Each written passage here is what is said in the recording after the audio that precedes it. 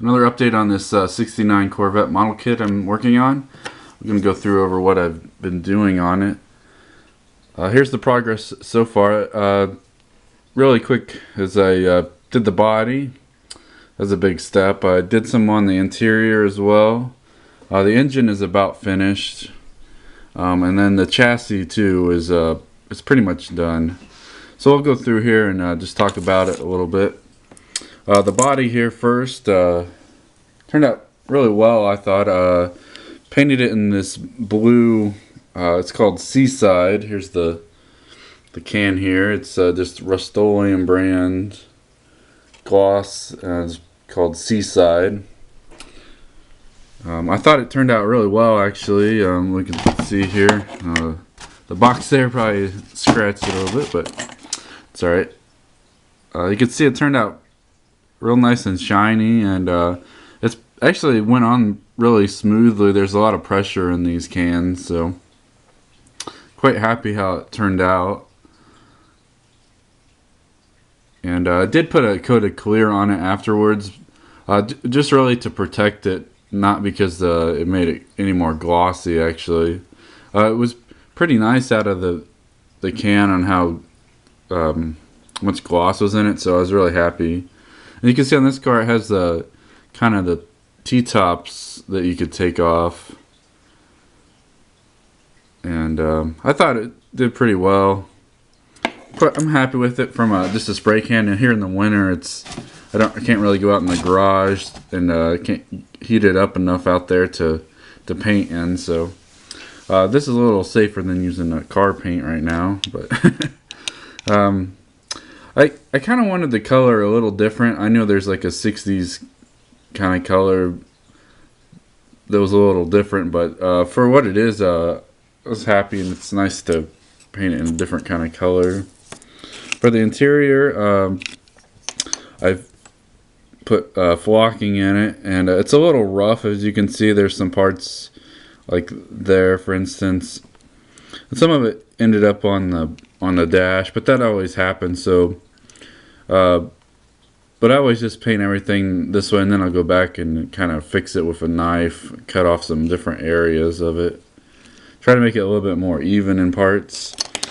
And I painted the seats the same color, so I think I'm going to go back and make the seats a little lighter, maybe more like a skin colored tan, so they stick out a little bit more. Maybe the same on the console too, just to brighten it up so they stick out a little bit more. Also got to paint all the chrome and stuff on there. Same on there's the dash, you can see. I haven't done anything on there too.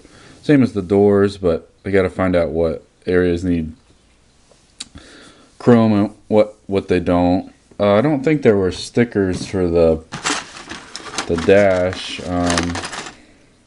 Yeah, only stickers there were just these ones. So just kind of dry brush the dials and see how that turns out. But I like the interior. It's alright. It's going together. I just painted the bottom all black, so that way when it's on the chassis, if you see through it, then it'll be black under there. This is the part that goes on the front of the tub. There's some parts where I got to touch up, but this is just all black too. And it would just go on here, but I wasn't sure if it went on the tub or you put it in when you put the engine in. So for the engine, it's about finished. Got to paint the headers steel color. That one there I just forgot to paint, so I just painted it black when I was doing some other things. I might paint the little water thing a different color, and the filter too might just paint it blue or something like that. I'm going to put black wash on it too, and then call it a day for the engine, but it's quite nice. I like how it looks. I think there's supposed to be a sticker on the hood or the filter too, but it doesn't have that. I have to see if the filter is actually, if you can see it, if it's white, so I might have to go back and paint that in there too.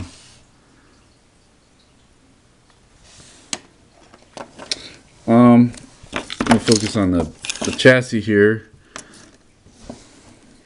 I just painted this part all black. For chassis anymore, I just do it as fast as I can and put it black.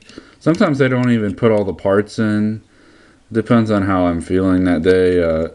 Because sometimes you don't really see them. But for the top part, I painted this part black too. So that way when you put the tub over and it sees through, it's all black there. Because sometimes I've built models and I forgot about that. For the tires, I scuffed them up a little bit to make them look like they're used a little bit instead of just pristine. I probably could have gone back and done it a little bit more, but maybe I was feeling a little lazy. Some of the wheels kind of got, the chrome has been like faded off over the years from sitting in the box. So I'm just going to go back and I'll paint them later with kind of aluminum color. You can see the bottom here. It's just all black. I didn't even bother painting different parts as well. But so what I do is I paint it black and then I dry brush it. I dry brush everything in kind of a metallic gray silver color, so you can see how the light catches it a lot. So you can see a lot of details without having to meticulously paint everything. And this for me is just, it's fine because I don't really care about looking underneath the engine.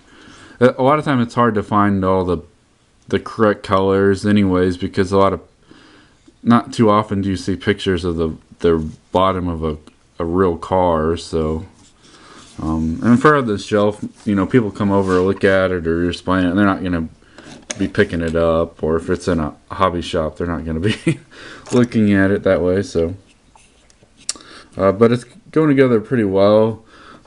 This is the tough part now, where it's just a lot of micromanagement and finishing all these things up, and you kind of got to look at the instructions and figure out what's going to work best, because you can't do much till you get the engine done and put in there. And then for the body, I can't do much till I put the windows in, and I want to put some chrome trim on there if it's still good anymore. So that's what I have done so far in this car. Let me know what you think, and I'll post another one when I get further along on it.